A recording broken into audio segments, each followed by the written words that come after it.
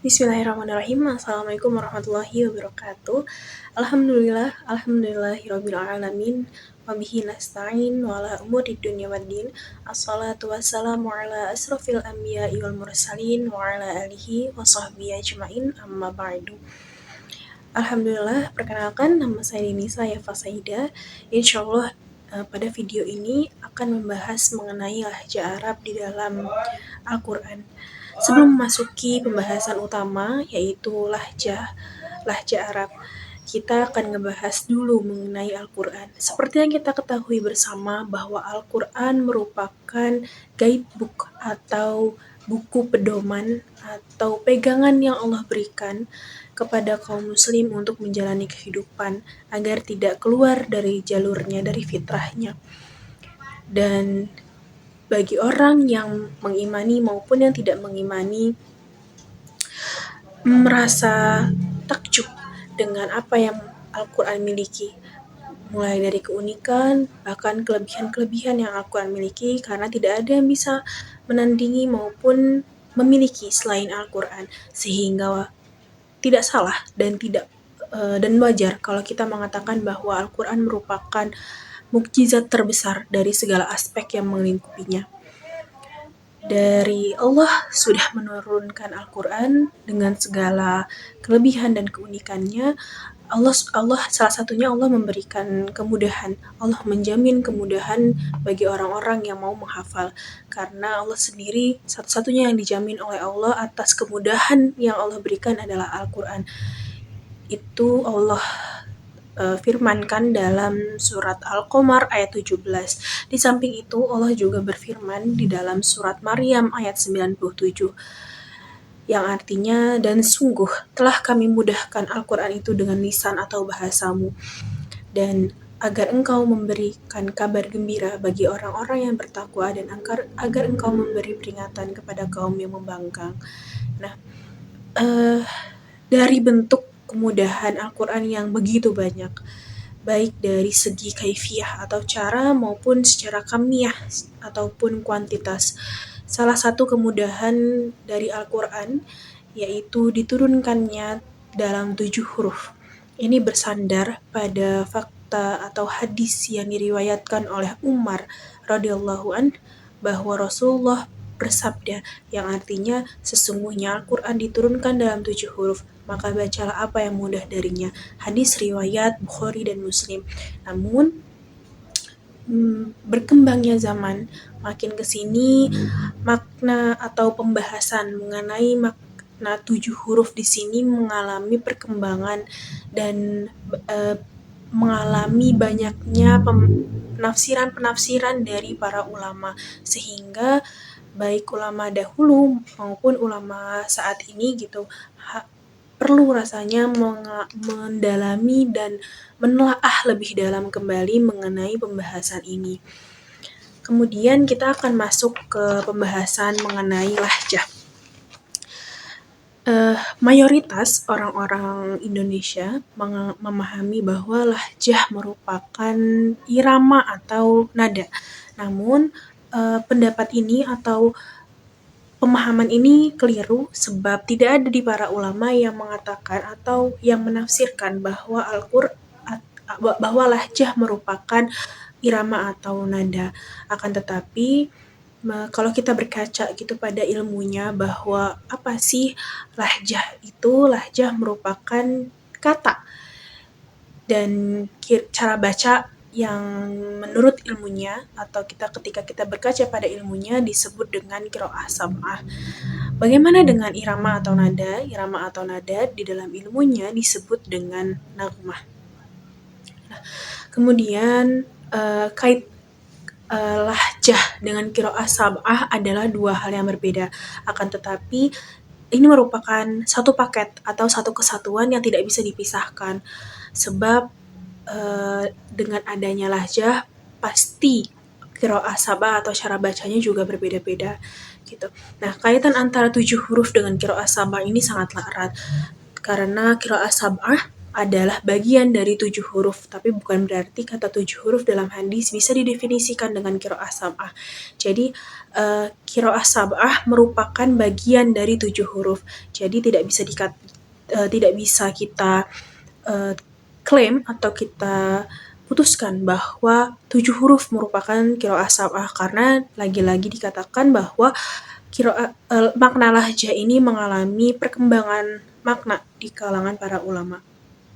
Kemudian dari banyaknya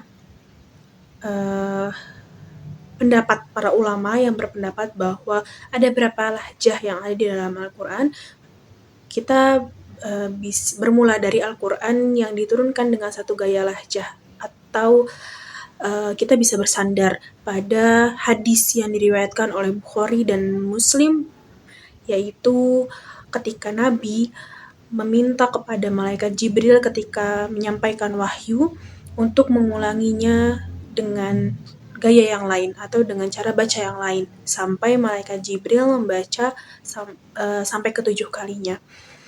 Nah, namun di samping adanya pendapat atau di samping hadis itu, ada pendapat para ulama yang lain mengatakan bahwa lahjah di dalam Al-Quran ada sampai 40 bahkan sampai 50 lahjah. Akan tetapi kita tidak bisa memastikan atau tidak bisa mengetahui berapa sebenarnya banyaknya lahjah yang ada di dalam Al-Quran. Nah, kita akan berbicara sedikit mengenai contoh lahjah Arab di dalam Al-Quran. Contoh lahjah Arab yang akan saya sampaikan di sini hanya beberapa saja. Namun sebenarnya ada banyak sekali lahjah-lahjah yang lain yang ada di dalam Al-Quran. Contohnya ada di dalam surat Al-Baqarah. Tilka amaniyuhum.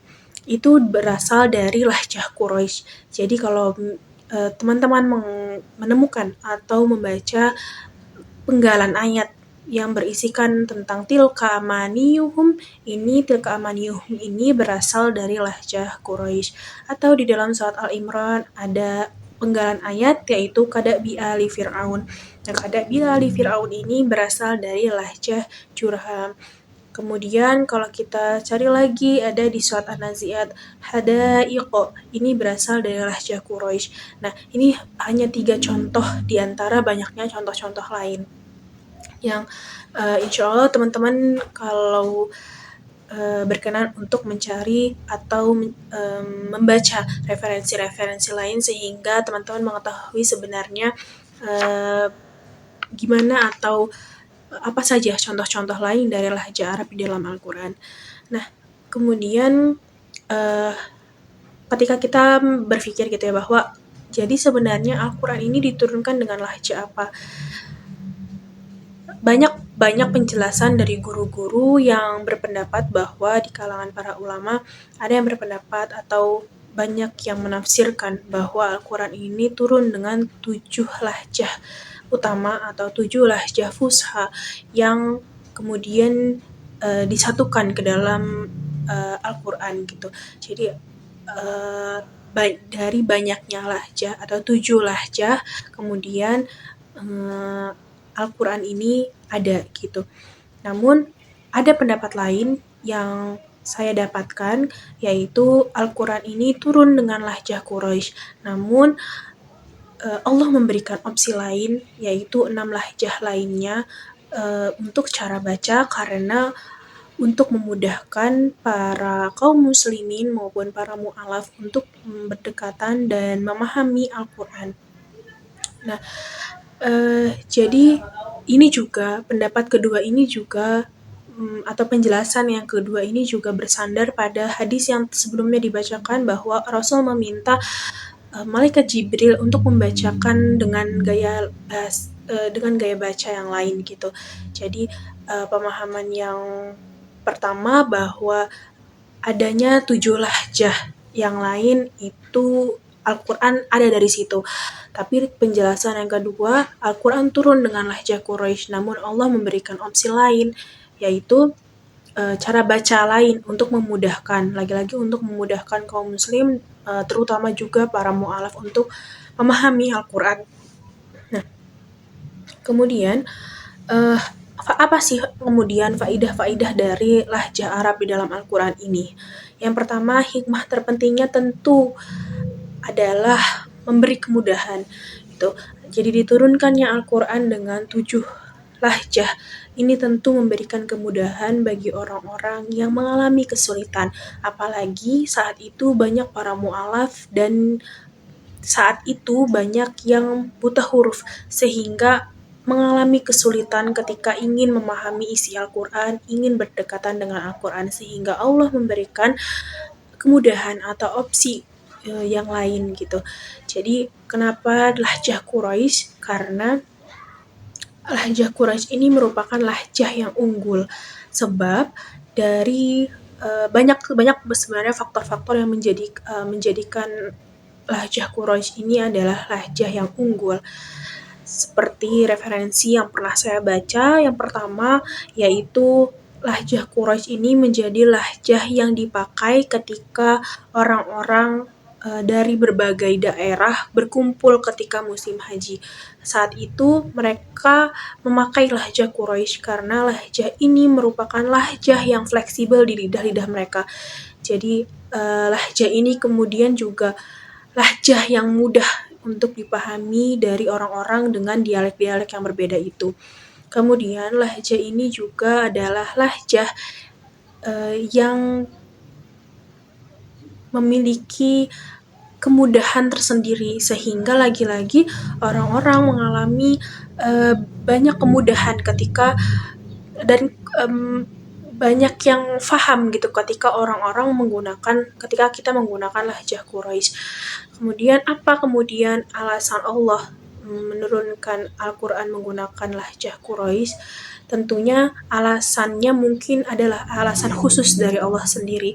Namun yang bisa kita simpulkan atau yang bisa kita memungkinkan gitu ya, bahwa Al-Quran itu turun kepada Nabi yang merupakan orang Quraisy, dan saat itu target perubahannya adalah orang kafir Quraisy, sehingga wajar jika Al-Quran turun dengan lahjah Quraisy. Jadi karena saat itu target perubahannya adalah orang kafir Quraisy dan nabinya pun orang Quraisy, maka wajar jika Allah menurunkan Al-Quran menggunakan bahasa Arab dengan lahjah Quraisy gitu. Kemudian tadi hikmah yang pertama adalah memberi kemudahan, sebab saat itu banyak atau mayoritas masyarakat orang Arab itu buta huruf, sehingga kalau diturunkan hanya dengan satu lahjah saja itu akan mengalami kesulitan bagi mereka, sehingga diturunkannya lah dengan 7 huruf. Kemudian yang kedua adalah kemudahan ini hanya terbatas pada konteks, tidak akan merubah makna. Jadi banyaknya perbedaan-perbedaan dari cara baca atau lahjah ini hanya berbatas atau terbatas pada perbedaan cara baca saja, tidak ada perbedaan kepada maknanya. Kemudian yang ketiga, kemudahan ini juga terbatas pada huruf-huruf yang didengar oleh Nabi ketika malaikat Jibril menyampaikan wahyu. Dapat diartikan bahwa di samping umat muslim diberikan kebebasan untuk membaca mana yang lebih mudah baginya, namun umat muslim juga tidak diperbolehkan untuk berijtihad sendiri atau membuat sendiri. Jadi umat muslim diberikan kemudahan untuk membaca yang sesuai dengan kemudahan di lidah mereka. Akan tetapi mereka tidak boleh berijtihad sendiri di luar dari ketetapan yang sudah diberikan. Kemudian faidah atau manfaat dari diturunkannya Al-Quran dengan 7 lahjah yang lainnya adalah Al-Quran ini merupakan rahmat bagi Allah gitu. Jadi lagi-lagi ini merupakan satu kemudahan yang Allah berikan, maka tidak bijak, maka tidak baik ketika perbedaan-perbedaan ini akhirnya menjadi bahan untuk pertengkaran ataupun keraguan gitu, sebab ini merupakan yang Allah berikan untuk kemudahan-kemudahan bagi orang-orang yang mempelajari Al-Quran gitu. Kemudian semangat dan antusiasme para sahabat dan para mu'alaf begitu tinggi sehingga diturunkannya lah beberapa lahjah ini juga untuk memudahkan para sahabat untuk terus berdekatan dengan Al-Quran yang seperti tadi sudah dijelaskan. Kemudian kita masuk ke dalam poin-poin apa pendapat para ulama mengenai yang tersisa dari 7 huruf ini. Yang pertama, ada 3 pendapat yang para ulama jelaskan dalam mengenai masalah ini atau mengenai perbedaan-perbedaan ini. Yang pertama, huruf yang tersisa dari sab'ah huruf adalah 1 huruf. Yang tadi dijelaskan dari penjelasan yang pertama bahwa Al-Quran itu dibentuk atau diambil dari 7 lahjah fushah, kemudian dileburkan kembali terlebih pada zaman Utsman karena pada saat itu para mu'alaf mengalami kesulitan dalam memahami Al-Quran sehingga Utsman kemudian meleburkan kembali Al-Quran menjadi lahjah Quraisy. Nah, poin 1 ini yaitu dari sab'ah huruf itu, dari 7 huruf itu kemudian atau 7 lahjah itu kemudian dileburkan menjadi 1 huruf. Jadi dari yang tadinya 7 huruf menjadi 1 huruf. Kemudian poin yang kedua, huruf yang tersisa adalah huruf dalam rasam Mushaf Utsmani. Dan Mushaf Utsmani ini adalah lahjah yang dipakai dalam rasam Utsmani ini adalah lahjah Quraisy gitu. Kemudian yang ketiga, 7 huruf tersebut masih ada sampai sekarang. Sebenarnya 7 huruf ini juga masih bisa dipakai atau masih boleh-boleh saja dipakai oleh umat muslim. Namun untuk menghindari keraguan atau kebingungan di antara para umat yang belum memiliki pemahaman mengenai hal ini, lebih baik untuk menggunakan lahjah yang sudah biasa digunakan di daerah tersebut. Jadi kalau semisal di kondisi tersebut atau di daerah tersebut menggunakan lahjah A gitu, ya jangan menggunakan lahjah yang lain gitu, sehingga itu akan menimbulkan kebingungan gitu. Karena ada satu kisah yang saya lupa namanya siapa, tapi ada satu kisah yang ketika salah satu sahabat ketika sholat membaca surat Al-Furqan, yang kalau nggak salah surat Al-Furqan yang saat itu membaca dengan lahjah yang lain yang tidak seperti orang-orang biasanya baca. Kemudian sahabat yang lain menunggu sahabat tersebut sampai selesai sholatnya, kemudian bertanya, apa yang kamu lakukan saat membaca surat Al-Furqan itu? Kenapa bacaannya tidak seperti yang kami baca seperti biasanya gitu. Kemudian sahabat ini berkata bahwa apa yang saya baca sesuai dengan apa yang Rasulullah baca. Kemudian mereka pergi kepada Rasulullah dan menceritakan apa yang terjadi antara mereka berdua ini. Kemudian Rasul mengatakan bahwa apa yang kalian baca dua-duanya itu adalah benar.